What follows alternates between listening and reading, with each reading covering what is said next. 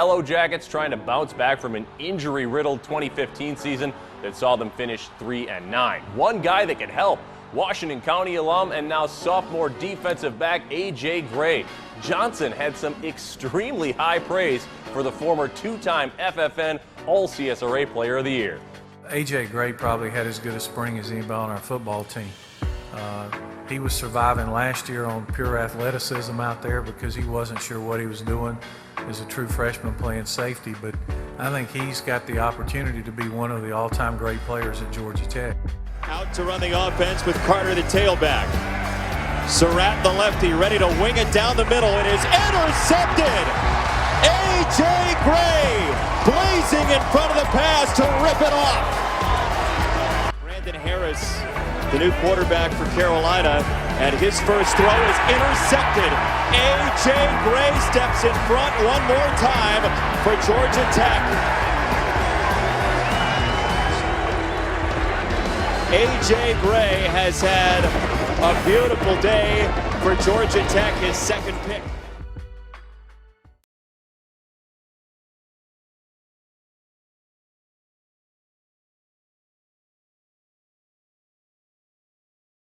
Oh yeah, it was tough at first when I heard it. It was tough on my family, me, and my teammates were shocked. They didn't believe it, like it sounded too good to be true, and I was like, no, it's true. And everybody was like, dang, it's sad, and praying for you.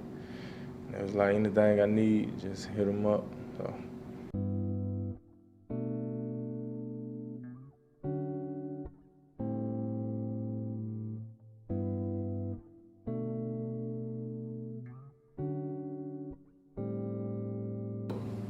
It was very chill, basically in the country, so nobody's like worrying about what you do. You got your own little yard you can play in. You play anything you want. You don't have to worry about anybody else coming over messing with you. Well, as a child, me and my sister growing up, parents used to make us go outside every day and play something. We used to stay out there all day, so we'd go from basketball to football to tennis, but we didn't have a net, so we just figured out a way to play that. All right, AJ, me and his mother, not only with AJ, but all our kids, we were, really blessed to have children that, did what they were supposed to do. We always talk to them about true characters when you do what you're supposed to do when somebody's not watching. And he's always been the type of young man that just did the right thing. And as a high school principal, I see all types of children that do the right things, children that's misguided, children that's misdirected, children that give their parents problems. But we've never had that with AJ. He's always been a good young man, always did what he's supposed to do. As far as high school, I'm the principal. He was never in the office. Of course, graduated, did what he needed to do to meet Georgia Tech's high acceptance standards, and just an all-around fine young man. I was excited. It was a sight to see. I was actually going to be able to stay in Atlanta for once in my life. I always, as a child, came up to Atlanta to visit and everything else. But it's a different feeling when you're actually staying in Atlanta. I adjusted pretty quick because it was kind of pretty nice because I can go back to the country where my hometown is if I want to do that, or I can stay in the city of Atlanta if I want to do this. I had a country life and a city life. I encountered a different lifestyle, like you're not on your time anymore, you're on their time, and what they say goes, and they pay for your scholarship. Most people say it's free, but it's not free. You're working for every dollar they give you. AJ was a guy that had a great work ethic, wanted to learn. The thing that impressed me about AJ is AJ would ask questions because he didn't want to mess up. He didn't want to be wrong. And by that, Coach, tell me again, because he didn't want to discipline. He didn't want to let his teammates down, didn't want to let his coaches down, didn't want to let his family down. So he's a person that's got great pride in everything that he does, and that starts with his work ethic, and that starts with being a great teammate. AJ's a guy that's a pleaser. AJ wanted to do exactly what you wanted him to do. AJ did, he's a guy that every day you came to work, you couldn't wait to see AJ because it was going to be a positive. He was going to smile, wants to learn, wants to be the best, and wants to please. He wants to please his coaches. He wants to please his teammates. Wants to please his family. And everything he did was toward that. He's the guy, when you talk about, I think a lot of players, when you sit here and say you want to be remembered, one of the great things that you want to be remembered as is being a great teammate. There couldn't have been a better teammate than AJ. Most non-selfish guy probably I've ever coached, but a guy with a big heart and a guy that cared. And that's what probably sets him apart from so many guys, because he wanted to be great, and he'd do whatever he had to do to be great. I enjoyed it here. I mean, teammates, brotherhood, everybody care about you, so it's a good environment. But the doctor told him it's nothing to worry about. Then when I got here, he said he was gonna start watching it because they can sometimes get bigger, which we didn't know that because, like I said, when I was born, the doctor said that it's nothing to worry about. So over time, it got bigger here. I guess because we did more physical activity and higher activity than the high school level and the minor level. So over time, that stress built up in my heart and it caused my aorta to swell up to a point where I can't play football anymore. So technically the diagnosis is called aortic aneurysm, which is a vascular disease, a heart condition.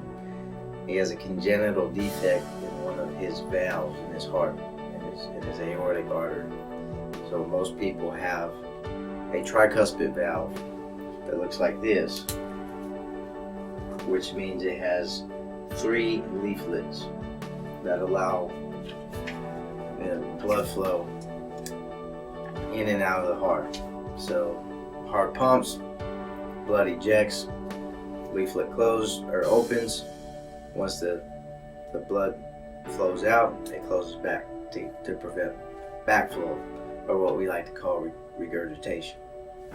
He has a congenital defect, bicuspid valve. So instead of having 3 leaflets, he now has 2 that looks like that, and like an eye. So that little space there is where the blood flows, and so it doesn't open as well.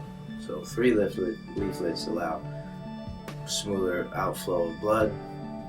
Only having 2, it's a lot narrow, changes the trajectory of the blood.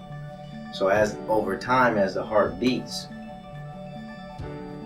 because of the different valve, where you see that black line, it'll calcify a little bit. It'll become less pliable or extensible, so it's more stiff. Where it's located in his aortic arch as it comes out of the heart, we like the blood flow to go out smoothly, like that. What's happening with his valve is that as the blood is coming out, it's coming out at an altered angle and rubbing against that wall. So instead of coming out smooth this way, it's coming up at an angle and bouncing off. And so over time, all that extra force on that side of the artery promotes some thinning of the wall of that artery. So a normal artery, nice and even. Looks like that. So you get smooth blood flow through that opening. What his artery now looks like is more oval shaped. The walls are not even. And they're thin on one side. You can see there where that blood keeps bouncing off of that wall. So to put it in a different perspective, if you're thinking about a balloon, you fill it with water or air, and you keep expanding that balloon with more water and air, those walls thin. What that does is it increases the potential for that balloon to break and or his artery to rupture, or what they call dissection, which is, sudden death. So that's what the risk is. Playing football increases that risk due to increased heart rates, a more forceful ejection of blood on that wall, and then just taking up force from the impact of football. So because of that, we take away that extra risk of football so he can live a normal life, still continuing to deal with this issue for the rest of his life. Crushed me. Teared up. Knowing how important the game is to AJ. I guess, like any of us, why him? I had a hard day that day. Talked to my wife a lot about it. I didn't want to believe it. When I heard, I didn't want to believe it. No, let's talk to somebody else. But after you settle down and after the shock of it, God has a plan. And, the best thing, I'm glad it was found out. Whatever was found out, whatever, the medical issue that it is, I'm glad it wasn't found out during the game or during the practice that we lost somebody as special as AJ.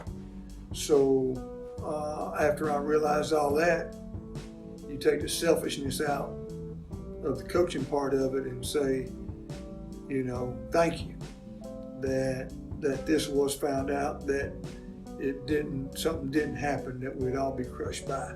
But yeah, it did. That was like I said, I didn't want to believe it. Teared up selfishly for our team, for me, but especially for him, because I know how much he loves playing the game, and his family that put so much into it.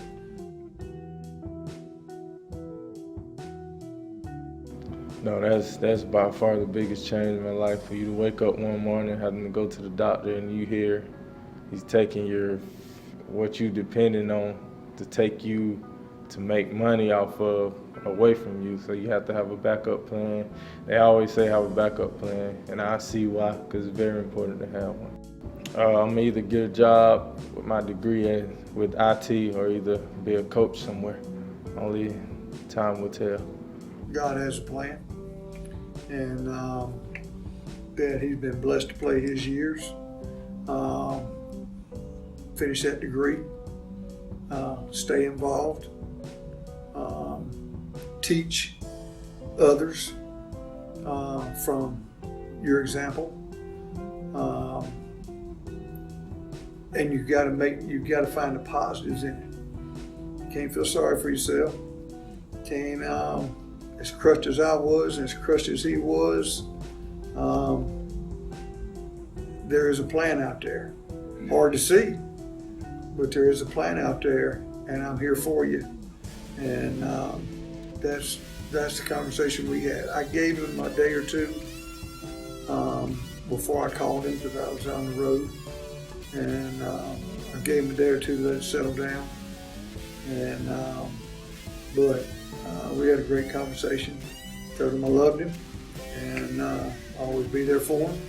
And let's get that degree, and whatever we can do to keep moving forward, we're gonna keep moving forward. I would say Well, my encouragement is what gets me going every day is life goes on. You can't dwell on the past or you're going to get left behind. And to every athlete that's still playing, play, it's a true saying, play every play like it's your last, because you never know when it is.